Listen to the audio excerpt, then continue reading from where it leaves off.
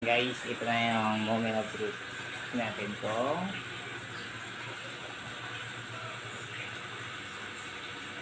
Okay. Ito nga pala guys na bago natin i-testing. Ito pala yung kalan na yan, may kuryente din siya guys. Ang kailangan nakasakring sa kuryente. Yan. Kasi hindi siya mag-i-spark kung hindi mo siya isaksak sa ating power supply sa 220 volts, no? Kasi ito naka 220 volts siya. So ito yung kanyang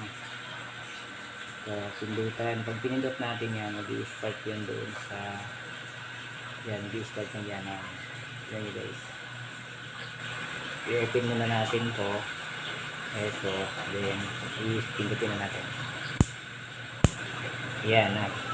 Kasi nyo guys, meron na. Yan. Dahil apat ito guys, apat. So 1, 2, 3, 4. Kaya ang burner natin apat din. Yung susunod natin itatry, i-test natin. So ito, itong isang ito. Yan, malaki. Yan. Galing dito tayo sa maliit. Yan. Hirap na wala tayong camera. Ay, camera mo. Ang tayo pa dyan.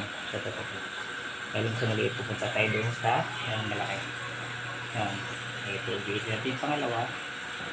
Then, pindutin ulit natin. Yan. Ayun guys. Sila niya. Yan. Tapos yung katapat niyan, ito